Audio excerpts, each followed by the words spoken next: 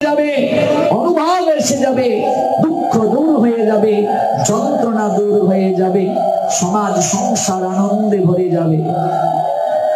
এটা আমাদের দুঃখ, এটা আমাদের যন্ত্রণা।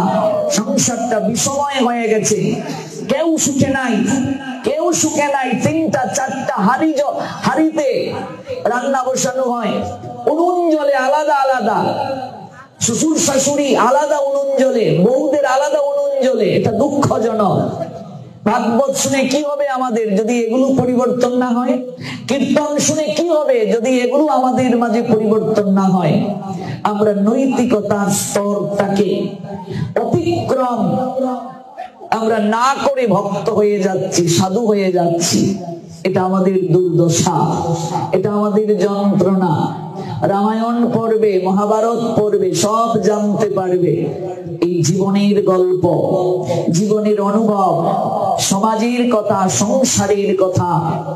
কর্মফলের বাহিরে আমরা কেউ যেতে পারবো না। গুরুদেব তিনিও রক্ষা পাবেন না, আমিও রক্ষা পাবো না, কোন বৈষ্ণব রক্ষা পাবে না, কোন সাধুও রক্ষা পাবে না। কর্মফল সবার জন্য সমান। আমি ভুল করলে আমাকেও শাস্তি পেতে হবে। এখানে কেউ ছাড় পাবে না, কোন পাঠক ছাড় পাবে না, কোন গোসাই ছাড় পাবে না, কেউ ছাড় পাবে না। প্রত্যেকের নিজ নিজ কর্মের ফল তাকে ভোগ করতে হবে। ভজনের দ্বারা খারাপ কর্ম দূর হয়, এজন্য ভজন করো। আজকে আমার এই দুঃখ আমি নিজে আমন্ত্রণ করে এনেছি। আমার এই দুঃখ আমার পূর্বকৃত কর্মের ফল।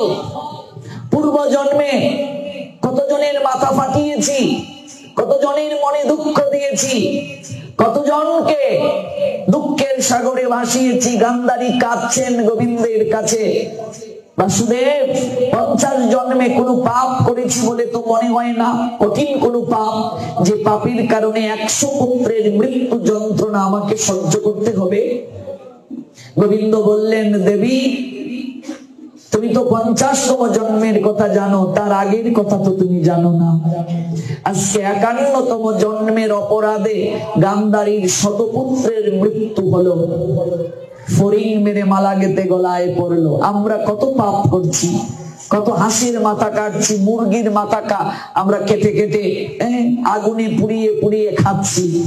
আমাদের কি হবে গতি গো? আমাদের কি গতি হবে?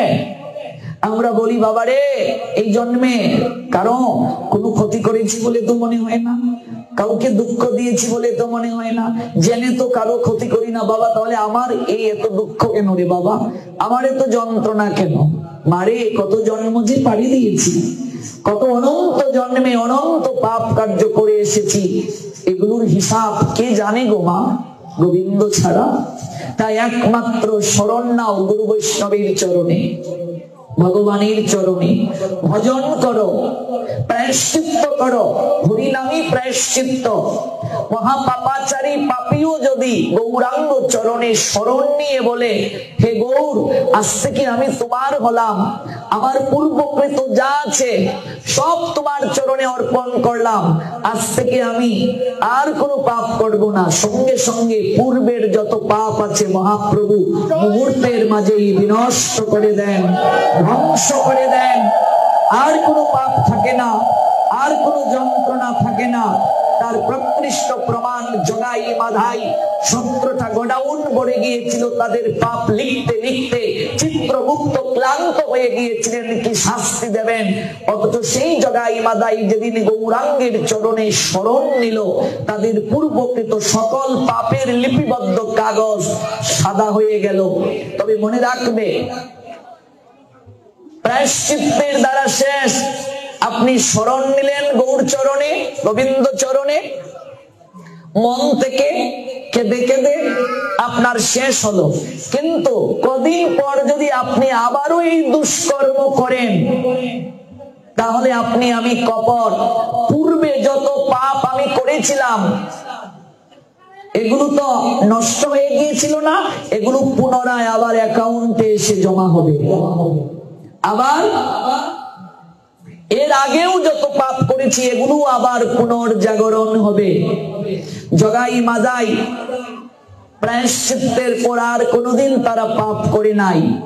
1,00,000 হরিনাম না করে জগাই মাদাই জল গ্রহণ করে নাই, কিন্তু আমরা প্রায়শ্চিত্ত করি, করার পরে আবার পাপ করি। এই জন্য আমরা কপট, আমাদের দুঃখ দূর হয় না। এখন একটু শুনলাম, মনটা গলল। এই দেখবেন পাঠ শুনে গিয়ে সবাই একটু ঠাকুর করে বসবে, এই 7 দিন মনটা একটু নরম হবে। কালকে লালা বাবুর ঘটনা শুনেছে না, অনেকেই দেখবে ঘন্টা বাজবে গিয়ে ঠাকুর করে। যে স্বামী কোনোদিন ঠাকুর করে যায় নাই, সেও দেখবে যাবে। কারণ এই যে এগুলো হচ্ছে ক্রিয়া, হচ্ছে মেডিসিন, ভগবানের কথা। 7 দিন থাকবে, 7 দিনের পরে আরো কয়েকটা দিন থাকবে, তারপর আবার কপট আচরণ করব, তো ওই চার্জ একেবারে শেষ, আবার আগের মতো হয়ে যাব, আগের মতো। সঙ্গ না করলে হয় না, বছরে একদিন সঙ্গ হলো, আর বাকি সকল দিন অনাচার বেবিচার করলাম, তাহলে হবেটা কি? মোবাইলের চার্জ ফুরিয়ে গেলে হয় কি, আমরা চার্জার দিয়ে সঙ্গে সঙ্গে চার্জ দিই, ব্যাটারি ল বারবার আপনাকে সতর্ক করছে, যদি চার্জ না দেন শাট ডাউন, এমটি, বন্ধ হয়ে যাবে। সাধু সঙ্গ হচ্ছে চার্জার।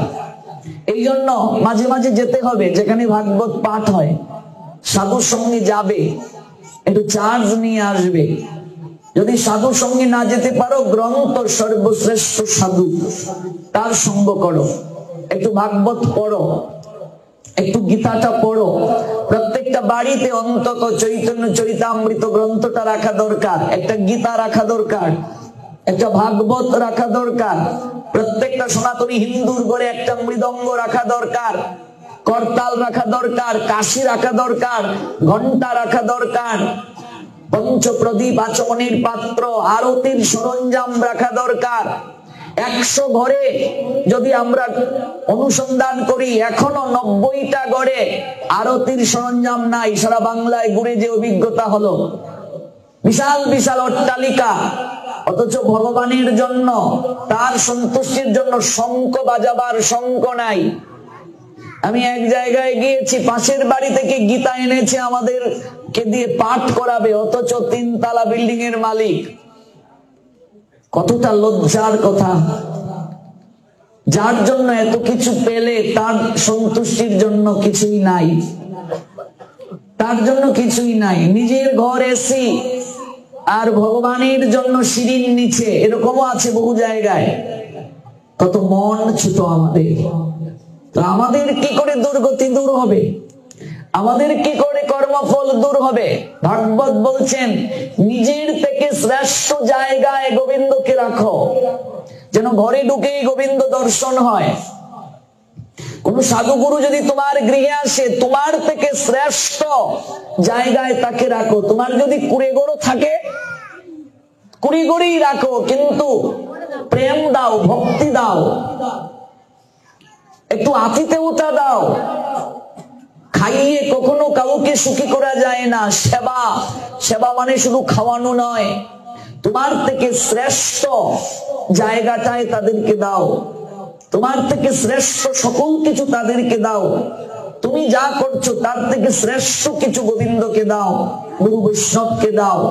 ওরা তোমার মঙ্গলের জন্য তোমার গৃহে এসেছে, ওদের খাওয়ার অভাব নাই, ওদের থাকার অভাব নাই, ওদের বাসস্থানের অভাব নাই। মহন্তের স্বভাব হয় তারিতে পামর, নিষ্কার্য নাই তবু যায় পরের ঘর। ওরা আমাকে কৃপা করার জন্য এসেছে, যদি আমি তার কথা না মানি, সংসারে মজিলে গৌরাঙ্গ ভুলিলে, না শুনিলে সাধুর কথা, ইহকাল পরকাল দুকাল খুয়াইলে রে মন, খাইলে আপন মাথা। নিজের মাথা নিজে আমরা চিবিয়ে খাবো, কিছু করার থাকবে না। মহাপ্রভু তাই ক্রোধান্বিত হয়ে ভক্তিহীন দেবানন্দ পণ্ডিতকে তিনি শাস্তি দেবেন মনস্থ করলেন, পুঁতি ছিঁড়ে ফেলবেন। আর বললেন, ওই বেটার ভাগবত শুনে কি কল্যাণ হবে জগতের? মহাপ্রভুর অন্যতম এক প্রিয় পার্ষদ বক্রেশ্বর পণ্ডিত। বক্রেশ্বর পণ্ডিত মহাপ্রভুর খুবই প্রিয়, খুবই অনুগত।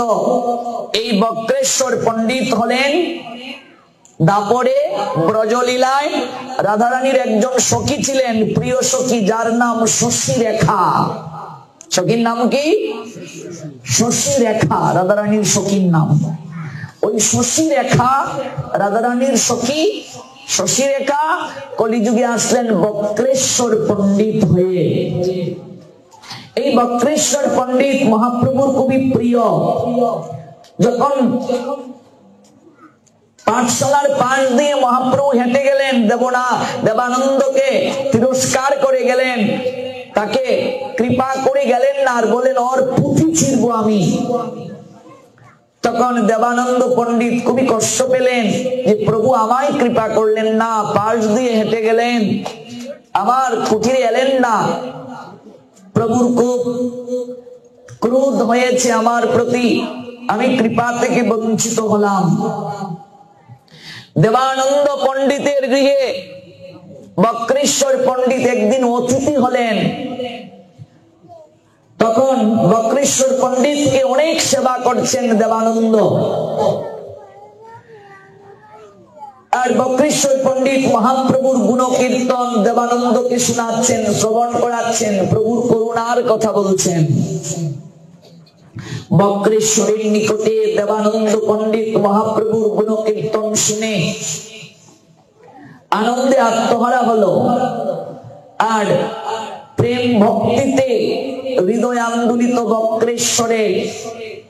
বক্রেশ্বরকে যখন দেবানন্দ প্রেমালিঙ্গন প্রদান করলেন, বক্রেশ্বরের শরীরের স্পর্শে দেবানন্দের মাঝে ভক্তি স্থানান্তরিত হলো। এই যে আমরা পাঠে এলে প্রেমালিঙ্গন করি, কারণটা কি? আলিঙ্গনের মাধ্যমে ভক্তি সঞ্চার হয়, প্রেম সঞ্চার হয়। ভাগবত পাঠের আসরে, কীর্তনের আসরে যাওয়ার সময় একটু ধুলা মেখে যাবে, এক ভক্ত আরেক ভক্তের সঙ্গে আলিঙ্গন দিয়ে যাবে। এরকম ধুলা মাখতে মাখতে কোন দিন যে আপনার ভাগ্যে সেই দিনটা এসে যাবে, ভগবান নিজে প্রতিজ্ঞা করছেন, আমার ভক্তগণ যেখানে মিলিত হয়ে আমার গুণ কীর্তন করেন, আমি সে স্থলে রাধারানীকে নিয়ে আসি। কবে যে ওই ধুলা মাখতে মাখতে গোবিন্দের চরণ ধুলা আপনার মাখা হয়ে যাবে, আপনি নিজেও জানবেন না, নিজেও জানবেন না। এই চরণ ধুলা মাখতে মাখতে আপনার সৌভাগ্যের দিন এসে যাবে, আপনি জানবেন না। কিংবা শুদ্ধ ভক্তের চরণ ধুলা মাখা হয়ে যাবে, আপনি নিজেও জানবেন না। ধুলা মাখরে আনন্দ হয়ে, এই না ব্রজের ধুলা, ধুলা তো নয় গোপীর পদ রেণু, সেই ধুলা মাখিয়া গেল নন্দের ছেলে কানু। স্বয়ং ভগবান পর্যন্ত এই ধুলার জন্য লালায়িত। গোপীর পদের ধুলা যদি পড়ে গঙ্গার জলে, সেই গঙ্গা পবিত্র হয় ভাগবত বলে। গোপীর পদের ধুলা যদি পড়ে পাপীর গায়, নাচিতে নাচিতে পাপী বৈকুণ্ঠেতে যায়। ধুলা মাখরে আনন্দ হয়ে, এই না ব্রজের ধুলা। ধুলা তো নয় গোপীর পদরেণু, সেই ধুলা মাখিয়া গেল নন্দের ছেলে কানু। ওই চরণ ধুলা গাত্রে পড়লে মহাপতির পাষণ্ডীর হৃদয়ে প্রেম ভাব আসে, প্রেমালিঙ্গনে প্রেম প্রাপ্তি হয়। বক্রেশ্বরের প্রেমালিঙ্গন পেয়ে বক্রেশ্বরের শ্রীমুখে গৌরকে গুণ কীর্তন শ্রবণ করে দেবানন্দ পণ্ডিতের চিত্তে শুদ্ধ ভক্তি জাগ্রত হলো। আর বৈষ্ণব সেবা করলেন তো মনে রাখবে মায়েরা, কলিযুগে মহাপ্রভুর শিক্ষা, গৃহস্থ মানুষের আর কোন ধর্ম নয়, একটাই ধর্ম, সাধু সেবা। গৃহস্থ মানুষ একজন সাধুকে আহার না করিয়ে কখনো আহার গ্রহণ করবে না। গৃহস্থ মানুষের দায়িত্ব প্রতিদিন একটা পশুর সেবা করা আর একজন সাধুর সেবা করা। পশুর মাঝে উৎকৃষ্ট গাভীর সেবা, আর একজন সাধুর সেবা না করে সে আহার করবে না। তাহলে প্রতিদিন সাধু পাবো কোথায়? এই জন্য গৃহস্থ মানুষ একজন সাধুকে আহার করতে যে অর্থ প্রয়োজন সে অর্থটা রেখে দেবে। যদি তাতেও তার না থাকে 3 মুঠ 10টি চাল হলেও সে আলাদা রেখে দেবে, এটা গৃহস্থ মানুষের দায়িত্ব। আর গোমাতার সেবার জন্য একটা অংশ রেখে দেবে। 6 মাস পর কিংবা 1 বছর পরে অর্থ যে মন্দিরে গোমাতার সেবা হয় বিক্রির জন্য নয়, ওই দুগ্ধ দ্বারা গোবিন্দের সেবা হয়। আজকাল আমরা গোবৎস গোমাতা যে কাউকে দান করি, ওরা নিয়ে কি করে ওই দুগ্ধ ভগবানকেও দেয় না, নিজেরা খায়, কিংবা বিশেষ কোনো অনুষ্ঠানের আগে গরু বিক্রি করে। আপনারা নিশ্চয়ই বুঝতে পেরেছেন আমি কি বোঝাতে চাচ্ছি। বিশেষ অনুষ্ঠানের আগে গরু বিক্রি করে, আপনি তাকেই দান করলেন। সনাতন শাস্ত্রে গরু লালন পালন করার কথা বলা হয়েছে, বিক্রি মহাপাপ সনাতন শাস্ত্রে হিন্দুদের জন্য। কারণ গোমাতার স্তন পান করেছেন আমাদের গোবিন্দ, জিহ্বা দিয়ে আদর করে দিয়েছে গোমাতা গোবিন্দকে সন্তানের ন্যায়। আমাদের গোবিন্দের খুবই প্রিয় হচ্ছে গোবাৎস এবং গাভী। এই জন্য সনাতনী হিন্দুরা গোমাতাকে গোবৎসকে সম্মান করে ভালোবাসে, যেহেতু আমাদের ভগবানের প্রিয়, আর কিছু নয়। খুব আদর করে যত্ন করে। যে মন্দিরে গোমাতার সেবা হয়, ওই যে আপনি 6 মাস কিংবা 1 বছরের জন্য গোমাতার সেবার জন্য প্রতিদিন একটু একটু করে আপনার সামর্থ্য অনুযায়ী হয়তো অর্থ রাখলেন, নতুবা চাল রাখলেন, যাই রাখলেন, তা দিয়ে ওই মন্দিরে গোমাতার সেবার জন্য আপনাকে কিছু দিতে হবে। মানুষ 5টা ঋণ নিয়ে জন্মগ্রহণ করে, পঞ্চ ঋণ। আর সাধু সেবার জন্য যা রাখলেন 6 মাসে কিংবা 1 বছরে, আপনি সেই অর্থ দ্বারা সাধু সেবা করবেন। গৃহস্থ মানুষ একজন সাধুকে আহার না করিয়ে, পশুর সেবা না করিয়ে আহার করবে না, এটাই ভাগবতের সিদ্ধান্ত। গৃহস্থ মানুষের আর কোন ধর্ম নাই, একটাই ধর্ম, যে দয়া নামে রুচি বৈষ্ণব সেবন, ইহা হতে ধর্ম আর নাহি সনাতন। আর যদি পারো অন্তত 13 হলেও, বছরে 13 হলেও কোন সাধুকে, বৈষ্ণবকে, গুরুদেবকে গৃহে এনে রাত যাপন করাবে। 3 রাত হলেও নিজের গৃহে রাখবে, একটু আরতি করাবে তাকে দিয়ে, একটু রান্না করে ভোগ নিবেদন করাবে গৃহে, সামর্থ্য অনুযায়ী 2-1 জনকে প্রসাদ পাওয়াবে। তাহলে দেখবে গৃহের সকল পাপ, সকল অনাগত আগত যত দুর্দশা রয়েছে এগুলো নষ্ট হবে। সাধু যদি গৃহে রাত যাপন করেন, তিনি ভগবানের কথা বলেন, হরিনাম করেন, কোন রাজনৈতিক কথা বলেন না, বিষয়ের কথা বলেন না, সংসারের কথা বলেন না, ভগবানের কথা বলেন, কীর্তন করেন, আরতি করেন, গৃহের মঙ্গল হয়। ছাড়িয়া বৈষ্ণব সেবা নিস্তার পেয়েছে কেবা। সাধু সেবা ছাড়া কেউ নিস্তার পায় না। আর অন্তত 6 মাসে 1 বার, তাতেও যদি না পারেন বছরে 1 বার হলেও যে মন্দিরে ভগবানের শৃঙ্গার হয়, ভগবানের জন্য একটা বস্ত্র দেবে, রাধারানীর জন্য একটা শাড়ি দেবে। যদি না পারো বছরে 1 বার হলেও একজন সাধুকে বস্ত্র দান করবে, গুরুদেবকে বস্ত্র দান করবে। যদি না পারো বছরে 1 বার হলেও, এটা গৃহস্থ মানুষের অবশ্যম্ভাবী দায়িত্ব। বস্ত্র দান, অন্ন দান, এগুলো করতেই হবে। দ্রৌপদী মাত্র জীবনে 2 বার বস্ত্র দান করেছিলেন। এক ঋষি স্নান করছেন জলে, স্রোতস্বিনীর স্রোতধারা ঋষির কৌপিনকে ভাসিয়ে নিয়ে গেল। ঋষিবর লজ্জায় তীরে উঠতে পারছেন না। দ্রৌপদী বুঝতে পারলেন তিনি তীর দিয়ে, তার সরোবরের তীর দিয়ে হেঁটে যাচ্ছিলেন সখীদেরকে নিয়ে। তাই তিনি শাড়ির আঁচলের একটা অংশ কর্তন করে জলের মাঝে ভাসিয়ে দিয়ে বললেন, হে ঋষিবর, আপনি এই বস্ত্র দ্বারা লজ্জা নিবৃত্তি করুন। প্রণাম দিয়ে চলে যাচ্ছেন দ্রৌপদী।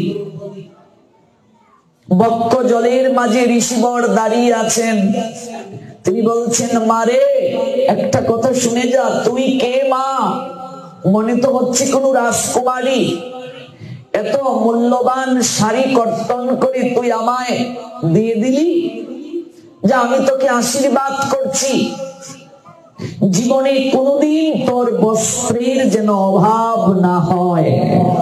হয়েছিল দ্রৌপদীর বস্ত্রের অভাব? অনন্ত আকারে ভগবান বস্ত্রের মাঝে আবির্ভূত হয়ে দ্রৌপদীর লজ্জা নিবৃত্তি করলেন। আর গোবিন্দকে বস্ত্র দান করেছিলেন দ্রৌপদী।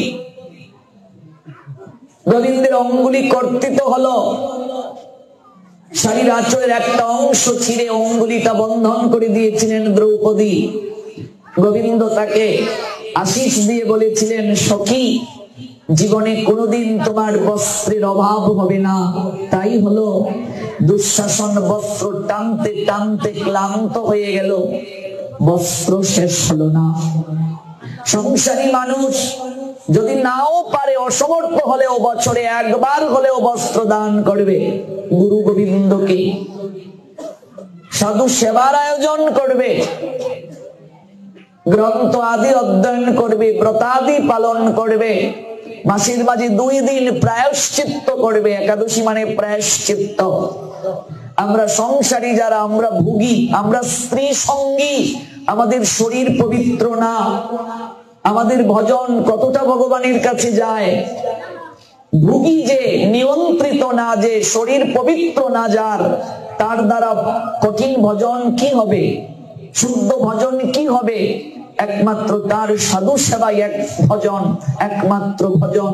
সনাতনকে উদ্দেশ্য করে মহাপ্রভু বললেন, ইহা হতে ধর্ম আর নাহি সনাতন।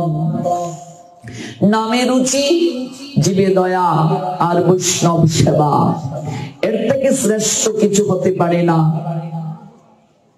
তাই পিতামাতার সেবায় অর্থ ব্যয় করলে অর্থ কমে না, বাড়ে, এটা বলেছিলাম। আর দ্বিতীয়, গুরু বৈষ্ণবের জন্য অর্থ ব্যয় করলে অর্থ কমে না, 3 গুণ বৃদ্ধি প্রাপ্ত হয়। আর তৃতীয়, ভগবানের জন্য অর্থ ব্যয় করলে অর্থ কমে না, কি হয়? 3 গুণ বেড়ে যায়। লক্ষ্মী সেই গৃহে অবস্থান করেন। আজ বক্রেশ্বরের সেবা দেবানন্দ সেবাবী করলেন। সেবার দ্বারা সকল কিছু প্রাপ্তি হয়ে গো। বক্রেশ্বর পণ্ডিত দেবানন্দ পণ্ডিতের গৃহে অবস্থান করে ভাগবত ভক্তি যুগ অবলম্বন করে ব্যাখ্যার জন্য প্রার্থনা নিবেদন করলেন। ভাগবত ব্যতীত অন্য কোন গ্রন্থে তাহার আগ্রহ ছিল না দেবানন্দ পণ্ডিতের। তাই ঈশ্বরনিষ্ঠ ইন্দ্রিয় আদির অবশীভূত ছিলেন। গৌর সুন্দরীর প্রতি তার বিশ্বাসের অভাব ছিল।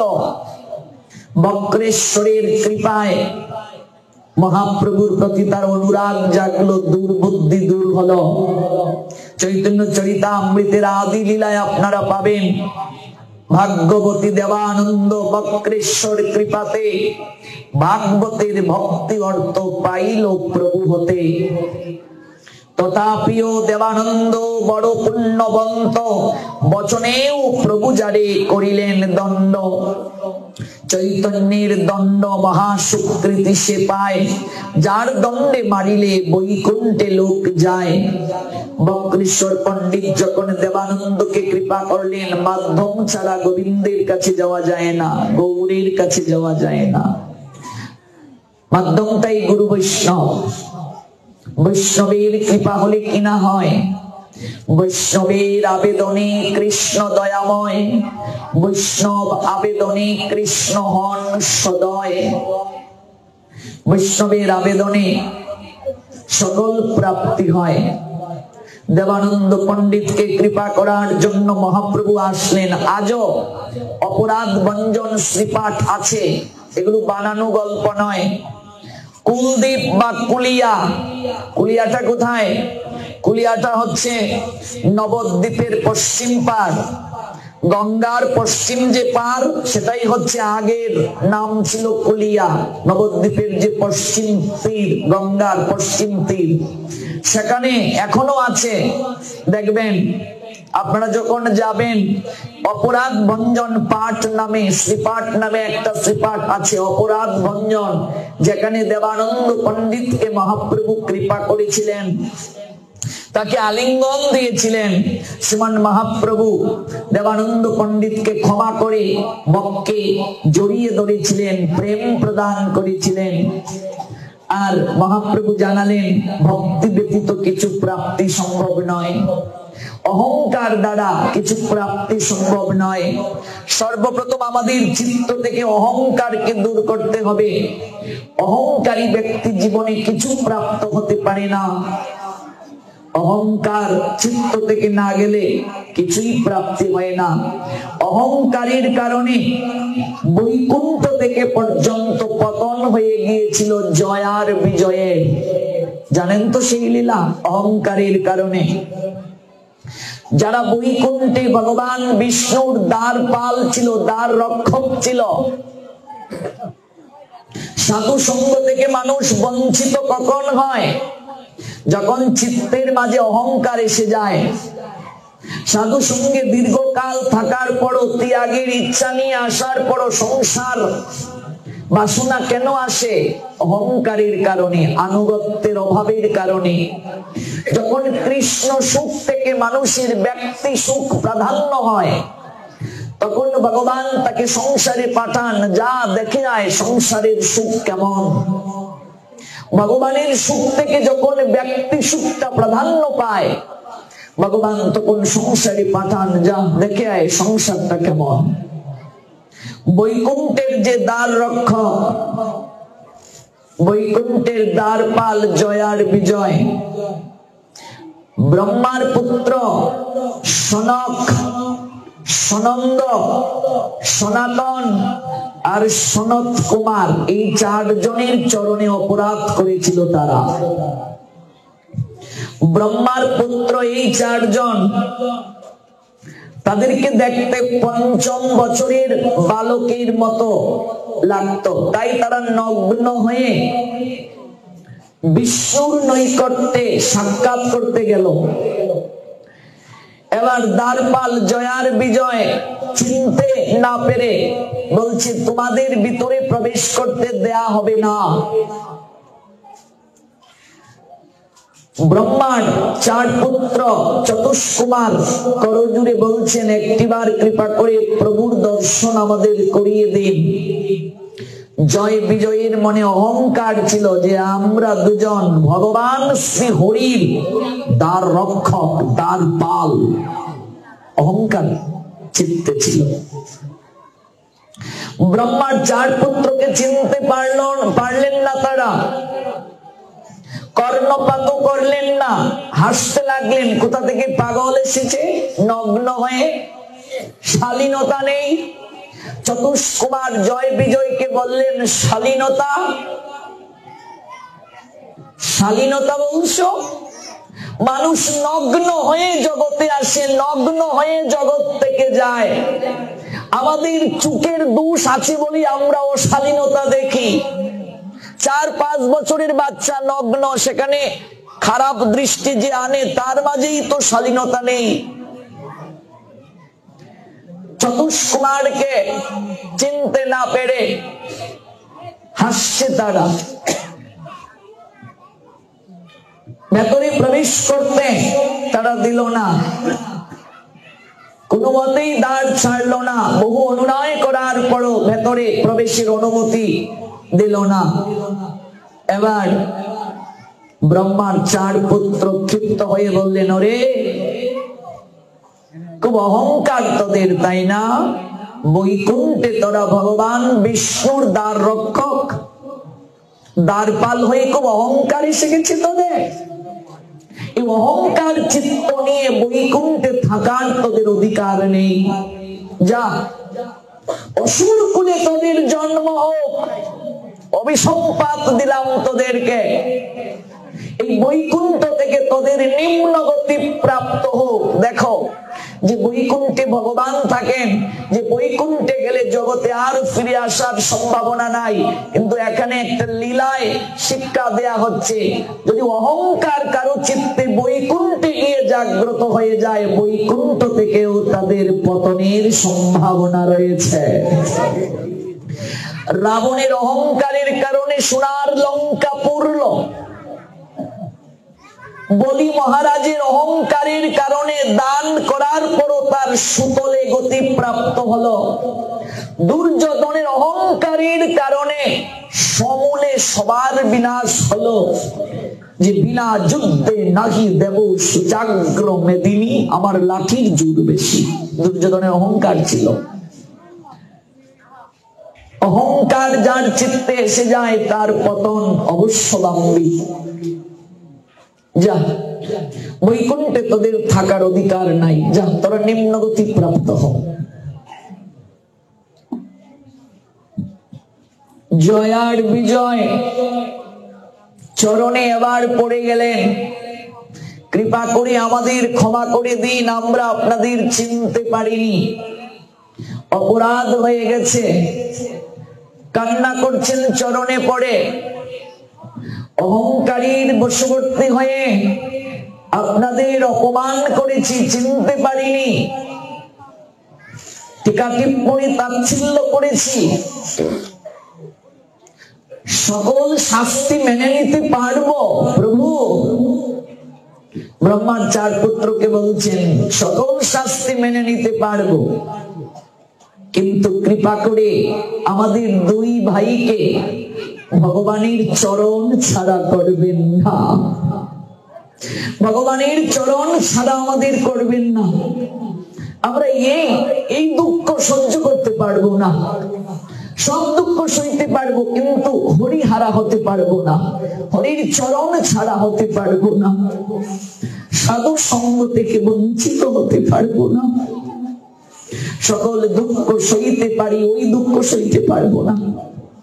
সাধু সঙ্গ হারা হয়ে গেলে কৃষ্ণ হারা, গৌর হারা, গৌরাঙ্গ হারা, ভগবান শ্রী হরি ছাড়া গুরু হারা, বৈষ্ণব সঙ্গ হারা যদি কেউ হয়ে যায়, তার মতো দুর্ভাগ্যের অধিকারী আর কেউ হতে পারে না।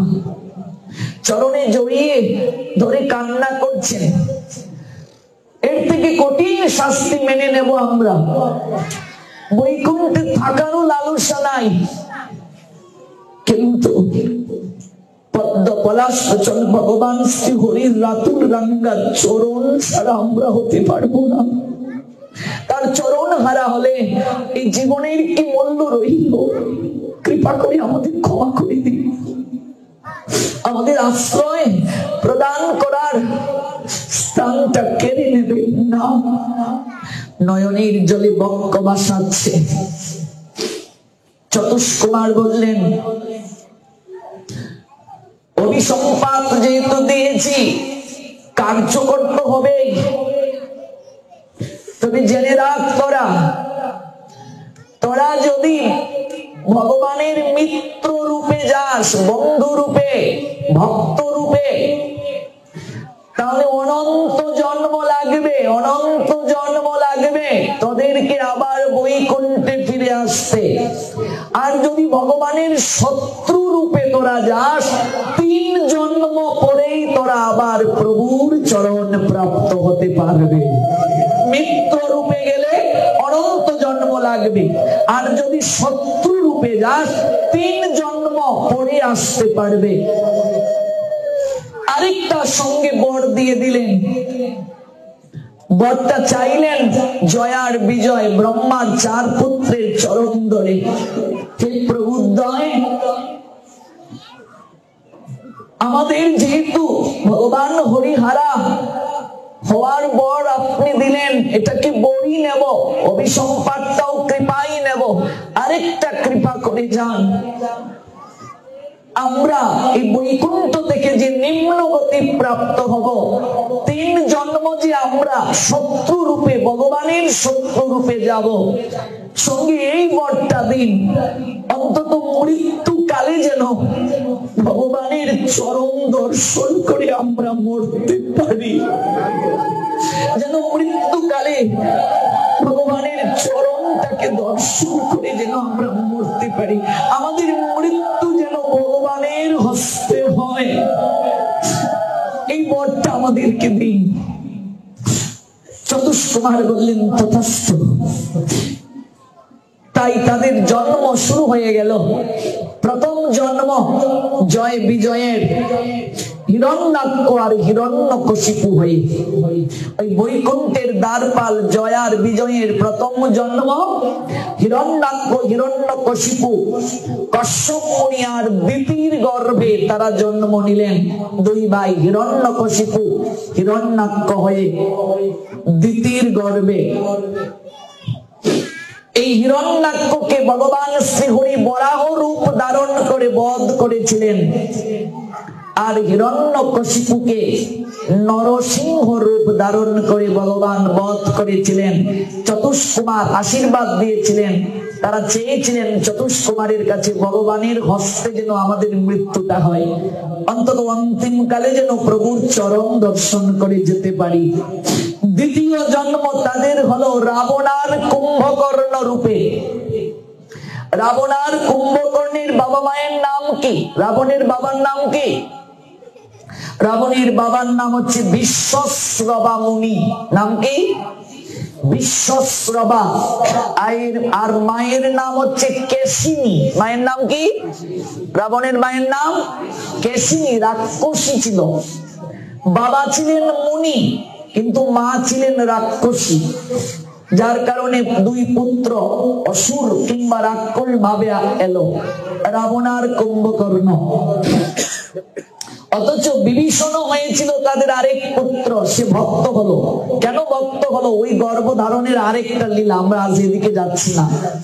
চতুষ্কুমার বর দিয়েছিলেন শেষের দিনটা ভগবান দর্শনে তাদের জগৎ থেকে আসা হবে। ওই রাবণের যেদিন প্রাণ বধ করবেন রঘুপতি রামচন্দ্র, তখন মৃত্যুকালে রাবণকে ভগবান রামচন্দ্র মহাপ্রকাশ রূপ দর্শন করালেন, বিশ্বরূপ। রাবণ তখন কেঁদে কেঁদে রঘুপতি রামচন্দ্রের কাছে বলেছিলেন, প্রভু আমি এমন কি সৌভাগ্য করেছিলাম, পুণ্য করেছিলাম, মৃত্যুকালে তোমার এই স্বরূপ দর্শন করে যেতে পারছি, আমার কৃপাটা কি? প্রভু তখন বলেছিলেন, রাবণ তুমি ঘুমের ঘুরেও চিন্তা করেছিলে রামকে কি করে মারবো। শয়নে ভোজনে জাগরণে প্রত্যেকটা ক্ষণে ক্ষণে তোমার একটাই চিন্তা ছিল, রামকে মারবো। রাম আমার শত্রু, রাম রাম রাম রাম রাম, কখন রামকে মারবো। জানো রাবণ, তুমি শত্রু ভাব নিয়ে আমায় চিন্তা করেছ, কিন্তু তুমি আমার চিন্তা তো করেছ। কেউ যদি শত্রু ভাব নিয়েও প্রত্যেকটা মুহূর্তে ভগবানের চিন্তা করে, ভগবানের তো করুণাময়, অন্তত অন্তিম কালে ভগবান তার অভয় চরণ তাকে দর্শন দিয়ে অনন্তকালের জন্য এই দুঃখময় সংসার সাগর থেকে পরিত্রাণ করে দেন। এটাই তো কৃপা। রাবণ প্রত্যেকটা মুহূর্তে মুহূর্তে রামের চিন্তা করেছে, তাকে কি করে মারবে, হত্যা করবে, কিন্তু চিন্তাটা তো ভগবানের করেছিল। ভগবানের আমরা 24 ঘন্টার মাঝে কি চিন্তা করি। আর চতুষ্কুমারের বর ছিল মৃত্যুকালে ভগবানের স্বরূপ দর্শন হবে। ওই বিশ্বশ্রবা আর কেশিনীর গর্ভে রাবণ কুম্ভকর্ণ জয়ার বিজয় দ্বিতীয় জন্ম ধারণ করলো। চতুষ্কুমারের দ্বারা তারা অভিশাপ প্রাপ্ত শত্রু রূপে এলে 3 জন্ম পরেই তারা বৈকুণ্ঠে আবার ফিরে যাবে। ওই রাবণ কুম্ভকর্ণ তৃতীয় জন্ম ধারণ করলো শিশুপাল আর দন্ত বক্র রূপে। প্রথম জন্ম হিরণ্যকশিপু হিরণ্যাক্ষ, এর পরের জন্ম রাবণ কুম্ভকর্ণ, এর পরের জন্ম শিশুপাল আর দন্ত বক্র। এই শিশুপাল 4 হাত নিয়ে জন্ম নিয়েছিল। কয় হাত? 4 হাত নিয়ে জন্ম নিয়েছিল। এই কপালের মাঝখানে আরেকটা চক্ষু ছিল, 3 চক্ষু, 4 হাত নিয়ে জন্ম নিয়েছিল। রাক্ষসী, সেখানেও একটা প্রভাব ছিল। শিশুপাল, শিশুপাল ভগবান কৃষ্ণের সম্পর্কে কি হয়? সম্পর্কে কি হয় গো? কোন ভাই? অর্জুন আর গোবিন্দের সম্পর্কটা কি? পিসতুতু মামাতো ভাই কৃষ্ণ আর অর্জুন। আর গোবিন্দের সঙ্গে শিশুপালের সম্পর্কটা হচ্ছে মস্তুতু ভাই, তাই তো না? পিসতুতু ভাই, পিসতুতু ভাই। তাহলে আপনি চিন্তা করে দেখুন, গোবিন্দের কুটুম্বজাত সম্পর্ক, এখানেও কুটুম্বজাত সম্পর্ক, এখানেও একটা কুটুম্বজাত সম্পর্ক রয়েছে। অর্জুনের সঙ্গে একটা সম্পর্ক রয়েছে, অর্জুনের মস্তুতু ভাই। কারণ কুন্তী তিনি প্রথম নাম ধারণ করেছিলেন পৃথা। পৃথা, এই পৃথা তিনি হলেন কুন্তী। এই দন্তবক্রের মা আর শিশুপালের মা, তারাও সম্পর্কে কুন্তীর বোন হন, ভগিনী হন তারা। ওই দন্তবক্র শিশুপাল তারাও এলেন, আর তারা গোবিন্দের হাতে মৃত্যুবরণ করে ওই অভিসম্পাত থেকে মুক্ত হলেন। যখন এই হাত নিয়ে জন্ম নিল, চারটা হাত আর কপালে চক্ষু, তখন তার পিতা ক্রোধান্বিত হয়ে গেলেন। আর শিশুপালের মা বলছেন, এই কি পুত্রের এরকম চেহারা, এই চেহারা নিয়ে কি করে তাকে লালন পালন করব? তখন দৈববাণী হলো, যার কুলে উঠার পর এই রূপ পরিবর্তন হবে, ওই তার মৃত্যুর একমাত্র কারণ হবে। যার কুলে উঠলে এই রূপ দূরীভূত হবে। তখন ভগবান কৃষ্ণ তিনি কৈশোর লীলা করছেন।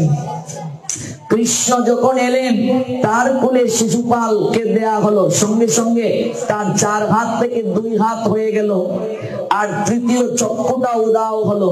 তখনই শিশুপালের মা বুঝে গেলেন এই কৃষ্ণই তার পুত্রের মৃত্যুর কারণ, ভাই হবে মৃত্যুর কারণ। তখন ছলে বলে কলা কৌশলে বর নিয়ে নিলেন, আর বললেন, তুমি আমায় কথা দাও কৃষ্ণ, তুমি তোমার ভাইয়ের সকল অপরাধ ক্ষমা করে দেবে। কৃষ্ণ তখন প্রতিজ্ঞা করেন, আমি 100টা অপরাধ তার কি করব? ক্ষমা করে দেব। যখন যুধিষ্ঠিরের চক্রবর্তী সম্রাট হওয়ার রাজসভায় শিশুপাল ক্রোধান্বিত হয়ে একের পর এক কৃষ্ণকে আক্রমণ করছেন, কথাবার্তা বলছেন এবং এত কটু কথা বলছেন, তাতেও ভগবান কৃষ্ণ কিছু বলছেন না, মৃদু মৃদু কেবল হাসছেন। যখন দ্রৌপদীকে নিয়ে কৃষ্ণের চরিত্রে কালিমা লেপন শিশুপাল করলো, যে পঞ্চ ভ্রাতার পত্নী সে তোমার, অন্যের স্ত্রী তোমার সখী কি করে হয়, তার সঙ্গে গা ঢলাঢলি করো। যখন ভক্তকে নিয়ে খারাপ মন্তব্য করলেন, তখনই ভগবান সুদর্শন চক্র দ্বারা শিশুপালের মস্তকটাকে দ্বিখণ্ডিত করে দিলেন। দেখুন, প্রত্যেকটা জন্মেই ভগবানের হাতে তাদের মৃত্যু হলো। শিশুপাল আপাত দৃষ্টিতে বিনাশ হলো, কিন্তু হাসতে হাসতে ভগবানকে প্রণাম দিয়ে ওরা বৈকুণ্ঠে যাচ্ছে। আর বলে যাচ্ছে, 3 জন্ম কত কাতর ছিলাম, কত চাতক পাখির নিয়ে অপেক্ষারত ছিলাম, প্রভুর সেবা থেকে বঞ্চিত হয়ে আজ অভিসম্পাতিত থেকে মুক্তি পেলাম। হে জগৎ জীব, আমাদের মতো তোমরা কেউ অহংকার করিও না, হৃদয় মাঝে দর্প আনিও না। ভগবান সব সহ্য করতে পারেন, কিন্তু দর্প সহ্য করতে পারেন না। তিনি তো দর্পহারী জনার্দন। 3 জন্ম কাটিয়ে হিরণ্যকশিপু, হিরণ্যাক্ষ, রাবণ, কুম্ভকর্ণ, শিশুপাল, দন্তবক্র তারা বৈকুণ্ঠের দিকে যাত্রা করলো। বৈকুণ্ঠের দ্বার রক্ষক হয়ে তারা সেবা করত। আজ তারা আবার সেই সুযোগ প্রাপ্ত হলো। অহংকারের কারণে বৈকুণ্ঠ থেকেও তাদের পতন হয়ে গেল। পতন হলো। আমরা বহু ঘটনা দেখি, ইন্দ্র পর্যন্ত অহংকারের কারণে তিনি রাজ সিংহাসন থেকে চ্যুত হয়ে গিয়েছিলেন, অহংকারের কারণে। এমনকি ইন্দ্র পর্যন্ত অহংকারের কারণে শূকর যোনি প্রাপ্ত হয়েছিলেন। ভাবা যায়? আপনি যত অগ্রসর হবেন অহংকার অটোমেটিক আপনাকে আঁকড়ে ধরবে। অহংকারের শাস্ত্রীয় আরেকটা নাম আছে যাকে বলে দর্প। পরশ্রী কাতরতা মানে মাৎসর্য, এগুলো আমাদের আষ্টে পৃষ্ঠে জড়িয়ে ধরে থাকে। ইন্দ্র এক সময় অপ্সরাদেরকে নিয়ে নৃত্য করছেন, ঠিক সেই সময় তার গুরুদেব বৃহস্পতি সেই জায়গায় পদার্পণ করলেন। গুরুদেব যদি গৃহে আসে শিষ্যের দায়িত্ব কি? যদি আপনি ভগবানের সেবাতেও থাকেন, সঙ্গে সঙ্গে সেবাটা বন্ধ করে গুরুদেবকে স্বাগত জানাতে হবে, তাকে আসনে বসতে দিতে হবে, আরতি করতে হবে, তাকে সুস্বাগতম করতে হবে। রাজ সিংহাসনে বসে অপ্সরাদের নৃত্যে এতটা মোহিত ইন্দ্র, গুরুদেব এসে সবাই দাঁড়িয়ে আছেন, সে আসনটা থেকে উঠে দাঁড়ালো না, গুরুদেবকে সম্মান পর্যন্ত করলো না, গুরুদেবকে অপমান করলো, শ্রদ্ধা করলো। আমি রাজা, এরকম একটা ভাব, অহংকার তার চিত্তে। গুরুদেব তখন বললেন, ওরে এই স্বর্গের রাজার পদ পেয়ে তোর মাঝে এত অহংকার হয়ে গেল, আজ গুরুকে পর্যন্ত অবজ্ঞা করছিস। তোকে যদি শাস্তি না দেয়া হয় তবে জগতে অনেক শিষ্য গুরুকে সম্মান করবে না, শ্রদ্ধা করবে না। যা,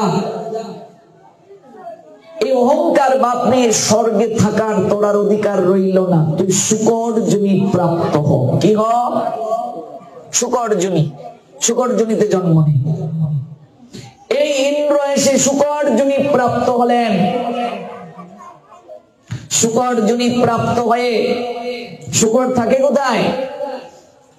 সর মাখন যেখানে থাকে সেখানে তো শুকর থাকে নাকি? ও তাহলে ভুল বলে ফেললাম। শুকর কোথায় থাকে গো? সর মাখন, ননি ছানা, মল মূত্র বিশ্বা, এগুলোর মাঝেই শুকর থাকে। ইন্দ্র তার গতি আজ এমন হলো, দেখো অহংকার কোথায় নিয়ে যায়। এই জায়গাতে ভগবান বসিয়েছে, যদি একটু অহংকার আমার আসে, কান ধরে ভগবান এক নিমিষেই নিচে নামিয়ে দেবে। তিনি তুলতেও পারেন, নামাতেও পারেন, তিনি দিতেও পারেন, নিতেও জানেন। ভুলে যেও না এটা। সন্তান দিয়েছেন, আমার আমার বলে এত অহংকার করিও না। ভগবানের দান, এটা স্বীকার করিও। 1 সেকেন্ড লাগবে না মা ডাক কেড়ে নিতে, 1 সেকেন্ড লাগবে না বাবা ডাক কেড়ে নিতে। তিনি যেমন দিতে জানেন, নিতেও জানেন। এজন্য তার প্রতি কৃতজ্ঞতা জ্ঞাপন প্রত্যেকের উচিত। অহংকারে মত্ত হইয়া নিতাই চরণ পাশুরিয়া, অবিদ্যাকে বিদ্যা বলি মানি, গৌর নিত্যানন্দ চরণ, গুরু গৌরাঙ্গের চরণ, বৈষ্ণবের চরণ আমরা পাশুরিয়া গেলাম অহংকারের কারণে। এবার শুকর জন্মপ্রাপ্ত হয়ে অনেক বাচ্চা কাচ্চা উৎপাদন করে ভালোই আছেন, এই মলমূত্রের মাঝে মুখ গুজে ভালোই চলছে। আর যেহেতু ইন্দ্র শুকরজনী প্রাপ্ত হয়েছে, অন্যান্য শুকর থেকে একটু নাদুস নুদুস, একটু আলাদা। ইন্দ্র তো স্বয়ং। এবার নারদ একদিন ওই পথ দিয়ে যাচ্ছেন, তিনি দূর থেকে দেখছেন, এই কি এত ইন্দ্র, এই কি দশা গো। আজকে স্বর্গের রাজা যে অমৃত গ্রহণ করার কথা, সে অহংকারের কারণে শুকরজনী জন্ম নিয়ে মলমূত্রের মাঝে পড়ে রইল। হ্যাঁ, দেখো দেবতাও ছাড় পায় নাই। এখন স্বর্গের কথা আপনাদের শোনাচ্ছি, আগে বৈকুণ্ঠের কথা শোনালাম। বৈকুণ্ঠের দ্বার রক্ষক অহংকারের কারণে ছাড় পায় নাই। আর আমরা তো অতি নগণ্য মানব, আমাদের তো আষ্টে পৃষ্ঠে অহংকার, সুন্দরের অহংকার, বংশমর্যাদার অহংকার, গুণের অহংকার, উচ্চ কুলে জন্ম নিলে অহংকার, হাতের লেখা ভালো হলে অহংকার, গান গাইতে পারলে অহংকার, নাচতে পারলে অহংকার, প্রত্যেক পদে পদে পদে পদে আমাদের অহংকার। জীব গোস্বামী পাদ জানালেন, দীনতাও এক প্রকার অহংকার, যে আমার মতো কেউ নেই, পতিত আমার মতো কেউ নেই, এটাও এক প্রকার অহংকার। যাবে কোথায়? ভালো রান্না করতে পারলে অহংকার, আমার হাতে ভগবান খান, আমি পূজারি, এটা অহংকার। আমি বড় পাঠক, আমার পাঠ শুনতে হাজার হাজার লোক আসে, এটাও এক প্রকার অহংকার। এই ভাব আসলেই শেষ। তাহলে এই অহংকার থেকে মুক্ত থাকবো কি করে? এগুলো আমার কৃপা নয়, এগুলো আমার ক্রেডিট নয়। আজকে হরিকথা শুনতে এত লোক আসছে, এটা আমার জন্য নয়, এটার একমাত্র অবদান গুরুদেবের আর ভগবানের কৃপা। ভগবানের কৃপার কারণেই হরিকথা শুনতে তারা আসছে, এই ভাব রাখতে হবে মনে। আর যদি কেউ মনে করে আমার পাটে এত লোক হয়, সঙ্গে সঙ্গে ডাউন হয়ে গেলে সঙ্গে সঙ্গেই তোমার পতন। আমি রান্না পারি না, সঙ্গে রাধারানী রান্না করেন, নাকি জানি পরিপাটি, না জানি রন্ধন, সুকারুকায় কমষ্টি করহ বুঝন। আমি কি রান্না করবো গো? আমার কি সামর্থ্য আছে গোবিন্দকে খাওয়ানোর? আছে তার কি খাবারের অভাব বাবা? কত ভক্ত তার জন্য কত ব্যঞ্জনাদি রন্ধন করে অপেক্ষায় থাকেন, আর আমার হাতের এক মুষ্টি শাক অন্য তিনি খাবেন, এটাও কি ভাবা যায়? আবার তিনি খাবেন। যদি করমা ভাইয়ের মতো আমরা এমন করে খিচুড়ি রান্না করে জগন্নাথকে ভগবানকে ডাকতে পারি, তিনি খাবেন। কিন্তু সেই ভাব কি আছে? কে বলে ভগবান খান না? শবরীর মতো কজন খাওয়াতে পারে? শবরীর মতো খাওয়াতে পারলে তিনি খান। কে বলে ভগবানকে বাধা যায় না? যশোদার মতো কোনোদিন চেষ্টা করেছো? কে বলে ভগবান নাচেন না? ব্রজ গোপিকার মতো নাচানোর চেষ্টা করেছো? সেই যোগ্যতা আছে? আজও ভগবান আহার করেন, কিন্তু রঘুনন্দনের মতো কেউ এমন সরল বলে আর গোপীনাথকে বলে না, গোপীনাথ লাড্ডু খাও। রঘুনন্দনের মতো কেউ এমন করে ডাকে না, ভালোবাসে না। আজও ভগবান আহার করেন। মুকুন্দ কবিরাজের ছেলে রঘুনন্দন বাবা বলে গেল, রঘুনন্দন গোপীনাথের সেবাটা আজকে দিস তো বাবা, আমি একটু চিকিৎসা করতে যাচ্ছি। লাড্ডুটা মায়ের কাছ থেকে নিয়ে গোপীনাথের মন্দিরে ঢুকে শ্রীখণ্ডে যাবেন। এখনো আছে সেই বিগ্রহ, গোপীনাথের বিগ্রহ। এগুলো বানানো গল্প নয়। এই বর্ধমানের শ্রীখণ্ডে, পশ্চিমবঙ্গের বর্ধমান জেলার শ্রীখণ্ড, আজও গিয়ে দেখবে গোপীনাথের হাতের মাঝে লাড্ডু আছে, শিলা। যারা গিয়েছো দেখবে, রঘুনন্দন ছোট্ট বালক, 4 বছরের বালক, লাড্ডুর থালাটা হাতে নিয়ে গিয়ে গোপীনাথকে বলছে, ও গোপীনাথ নাও খাও। রঘুনন্দন তো আর জানে না এইভাবে কি আর ভগবান খান? খাচ্ছ না কেন গোপীনাথ? ও বাবা দিলে খাও, আর আমি দিলে খাও না? বাবার মতো আমি এত মন্ত্র তন্ত্র জানি না, এই জন্য বুঝি খাচ্ছ না? ও বুঝেছি, বাবাকে দেখেছি ঘন্টা বাজাতে, ঘন্টা বাজাচ্ছি না বলে তুমি খাচ্ছ না। এই দেখো আমি ঘন্টা বাজাচ্ছি, তুমি খাও, এখনো খাচ্ছ না? ও ভুল হয়ে গেল, বাবাকে তো দেখেছি শঙ্খ বাজাতে, এজন্য বুঝি খাচ্ছ না। শঙ্খটাও বাজাই, খাও। এবার কিন্তু বেশি হয়ে যাচ্ছে, শঙ্খও বাজালাম, ঘন্টাও বাজালাম, এরপরও তুমি খাচ্ছ না। দেখো কত সরল। ভোগ নিবেদন করে শুধু মন্ত্র দিয়ে চলে এলে, গুরুদেব বলেছেন এই মন্ত্রে ভোগ লাগাবে, এটা নয়। অনুভূতি থাকবে হৃদয়ে, এই বুঝি আমার গোবিন্দ আসনে এসে বসলেন, এই বুঝি গোবিন্দ হাতটা ধৌত করলেন, এই বুঝি গোবিন্দ আমি যে ব্যঞ্জন রন্ধন করে দিয়েছি মুখে তুলে নিলেন। এই অনুভূতি থাকতে হবে। ও গোপীনাথ, বাবা এসে তো আমায় বকুনি দেবে যে তুমি খাচ্ছ না, খেয়ে নাও না। বালক রঘুনন্দন কত সরল। কে বলে ভগবান খান না? রঘুনন্দনের মতো হৃদয়ে এত প্রেম আমাদের নেই, এত ভক্তি আমাদের নেই, সরলতা নেই।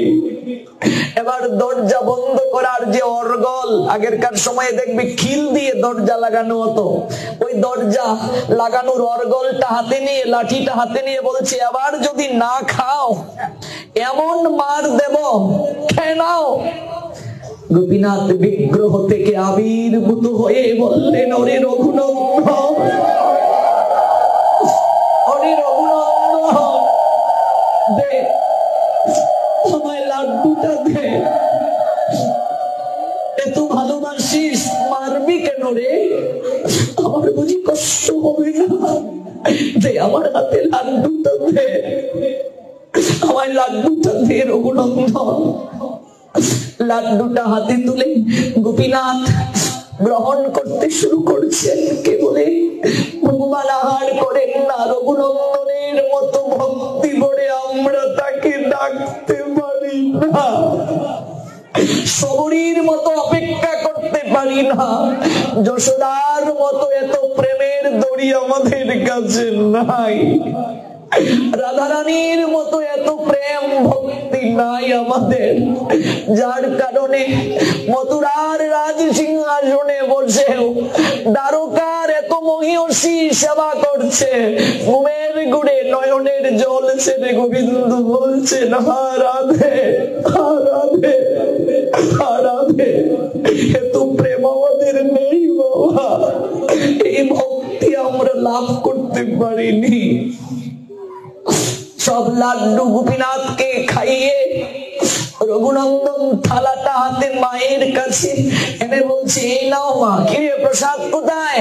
তোমার গোপীনাথ সব খেয়ে নিয়েছে। বলছিস কি? প্রতিদিন প্রসাদ থাকে, নিজে খেয়ে গোপীনাথের নাম বলছিস, তোর বাবা এলে বলবো কি? ওরে হতচ্ছাড়া, গোপীনাথের লাড্ডু সব খেয়ে নিলি। ও বাবাই নিচে নিচে বকছো কেন? আমি কোথায় খেলাম? তোমার গোপীনাথ সব খেয়েছে। বাবা সন্ধ্যায় ফিরলেন, মুকুন্দ কবিরাজ, ওগো সেবা রঘুনন্দন দিয়েছিল আর বলিও না, হতচ্ছাড়া গোপীনাথের সব লাড্ডু খেয়ে নিয়েছে। কিরে রঘুনন্দন, কি করলি? ও বাবা আমি খাইনি গো, তোমার গোপীনাথ নিজের হাতে সব লাড্ডু খেয়েছে। বলছিস কি? হ্যাঁ বাবা। মুকুন্দ কবিরাজ সন্দেহ করলেন, পরদিন আবার লাড্ডুর থালাটা হাতে দিয়ে বললেন, যা আজও সেবা দিয়ে আয় গোপীনাথকে। এদিন তিনি চিকিৎসায় গেলেন না, আড়ালে লুকিয়ে রইলেন, দেখি ঘটনাটা কি। লাড্ডুর থালাটা হাতে নিয়ে রঘুনন্দন, কোন রঘুনন্দন? রঘুনন্দন কে জানো? এই যে 24 প্রহর ব্যাপী নাম কীর্তন হবে, দধির ভাণ্ড যার মাথায় দাও, তার কথা শোনাচ্ছি, ওই সেই রঘুনন্দন। নদীর ভাণ্ডের অধিকার কি করে পেলেন? এই রঘুনন্দনের কথা শোনাচ্ছি। মুকুন্দ কবিরাজ আড়ালে লুকিয়ে রইলেন। রঘুনন্দন লাড্ডুর থালাটা হাতে নিয়ে বলছে, গোপীনাথ তুমি যে খেলে, বাবা বিশ্বাস করিনি, মা বিশ্বাস করিনি, আমি নাকি লাড্ডু খেয়ে নিয়েছি, আজ খাও, নইলে আমার উপর মার একটা মাটিতে পড়বে না, আমার উপর সব মার পড়বে, খাও। আজ খাবে না? বাবার কাছে আমায় মিথ্যেবাদী বলে প্রমাণ করবে? খাও না। গোপীনাথ কাঁদতে শুরু করলো। গোপীনাথ বিগ্রহ থেকে প্রকাশিত হয়ে হাতটা বাড়িয়ে বললে, রঘুনন্দন আমি সব সহ্য করতে পারি রে, কিন্তু ভক্তের নয়নের জল সহ্য করতে পারি না, আমায় দে, দে লাড্ডুটা হাতে দে।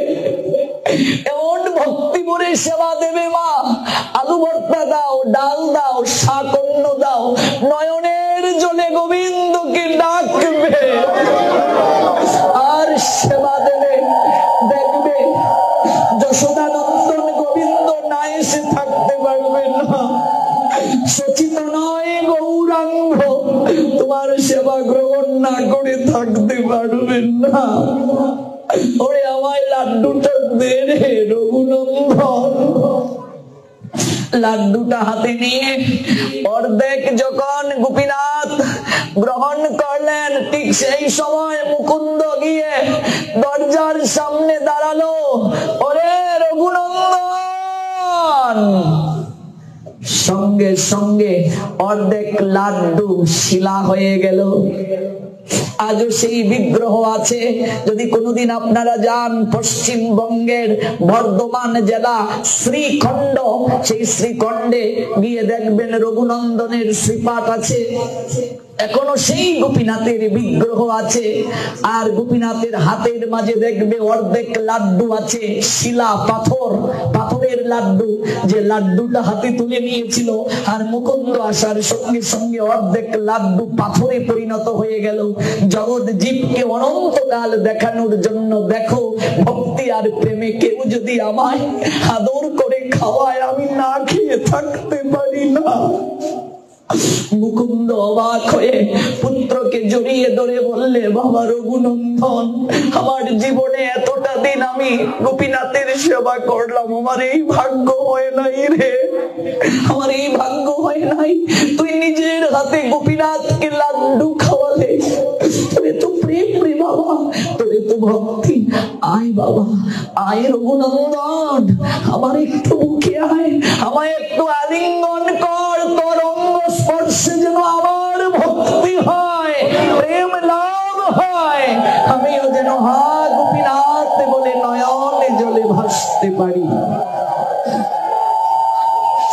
এই প্রেম যতদিন পর্যন্ত চিত্তে না আসবে, ততদিন পর্যন্ত আমার হাতে ভগবান সেবা গ্রহণ করবে না। আজও ভগবান গ্রহণ করেন। রঘুনন্দনের প্রীতি আর ভক্তিতে আপ্লুত হয়ে ভগবান এই লীলা করলেন। যদি কোনোদিন শ্রীখণ্ডে যান, দেখবেন এখনো একটা পুকুর আছে যার নাম মধু পুকুর। ওই মধু পুকুরের তীরে একটা কদম গাছ ছিল। রঘুনন্দনের ইচ্ছে হলো, আমার গোপীনাথকে যদি একটা কদম ফুল দিতে পারতাম, খুব ইচ্ছা।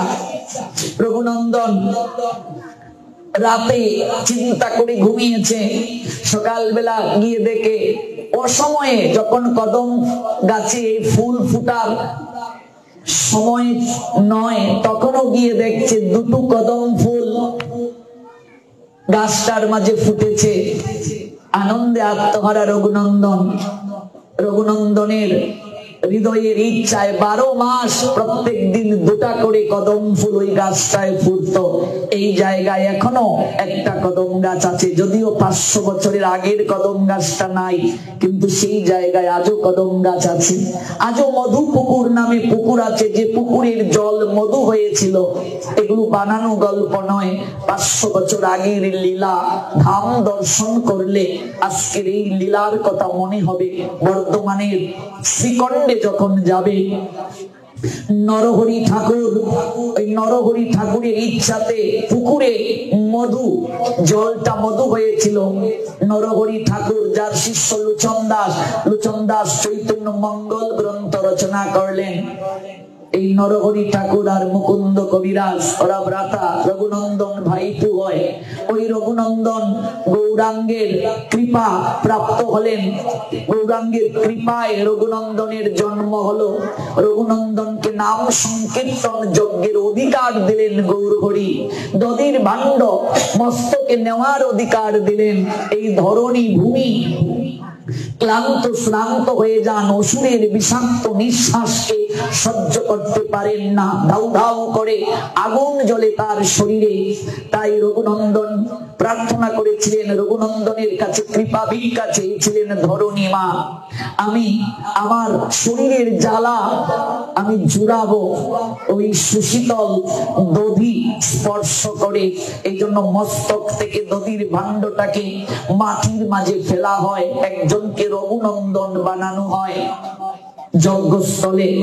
এখন যাকে রঘুনন্দন বানালাম, সে যদি রঘুনন্দনকে জানলো না, রঘুনন্দনের কি প্রেম ভক্তি ছিল, যদি সেটা অনুভব না করলো, এই 24 প্রহর ব্যাপী রঘুনন্দন হলো কিন্তু সংযম রইল না, ভক্তি প্রীতি রাখলো না, তাহলে এই রঘুনন্দন সাজা, নাটকের রঘুনন্দন সাজা হতে পারে, কিন্তু পারতপক্ষে রঘুনন্দন হওয়াটা এত সহজ নয়। এত প্রেম ভক্তি, এত অনুভব, অনুগত ভাব না হলে এই চরিত্রে অবস্থান করা যায় না। যার হাতে ভগবান লাড্ডু গ্রহণ করলেন, যার হাতে ভগবান কৃপা প্রাপ্ত হলেন, জগৎকে দেখালেন। কাজেই অহংকার হৃদয় থেকে না গেলে ভগবত সেবা হয় না। অহংকারীর কারণে আজ শুকর জমিতে ইন্দ্র পতিত হলো। নারদ পাশ দিয়ে যাচ্ছেন আর বলছেন এ তো ইন্দ্র, এই কি গতি তার। নারদ তখন এক মুঠো ধুলো ছড়িয়ে দিল ওই শুকর রূপী ইন্দ্র, তার সঙ্গে যে আরো তার পরিবারজন ছিল এগুলোর উপরে মরে গেল। আর শুকরটা তখন দুঃখ প্রকাশ করছে, তখন ধুলা ছিটিয়ে দিলেন নারদ। ইন্দ্রত্ব প্রাপ্ত হলো, বললো ছি ছি ছি ছি ছি, তুমি দেবতার রাজা, আজকে শুকর জমিতে তুমি পড়ে রয়েছ, আমি তোমায় নিতে এসেছি, চলো স্বর্গে যাই। ইন্দ্র বলছেন স্বর্গে যে যাব, এই যে শুকরের তো বৈশিষ্ট্য ভাবটা রয়ে গেছে, সেখানে কি এরকম আহার আছে? স্বর্গে আহার? ওরে স্বর্গে তো অমৃত খাও। বলছি না, অমৃত নয়, আমি যেখানে আছি এটাই ভালো। আমরাও সংসার বিষ্ঠা কোপে শুকরের মতো পড়ে রয়েছি। কোন সাধু বৈষ্ণব এসে যখন আমাদের বলেন এটা তোমাদের থাকার জায়গা না, তোমরা অমৃত লুকে চলো, তোমরা কৃষ্ণ প্রসাদ গ্রহণ করো, এগুলো খেও না, আমাদের তখন আর ভালো লাগে না, আমরা মানতে চাই না। কারণ এই বিষয় বিষ্ঠা গ্রহণ করতে করতে মনে করি এটাই আমাদের ভালো লাগে, এটাই আমাদের থাকার জায়গা। ইন্দ্রকে কৃপা করলেন নারদ, সাধু কৃপায় ইন্দ্র আবার দেবলোকে স্বর্গলোকে তার আসন প্রাপ্ত হলো। কাজেই অহংকার দূরীভূত হয়ে নয়ন জলে যেন আমরা অন্তত জীবনের শেষ প্রান্তে হলো একবার হা গোবিন্দ প্রাণ গোবিন্দ বলে হাসতে পারি। জয় জয় শ্রী শ্রী রাধে। যেখানে শেষ করছি, আগামীকাল শেষ স্থল থেকে আবার পুনরায় শ্রবণ করব। হরে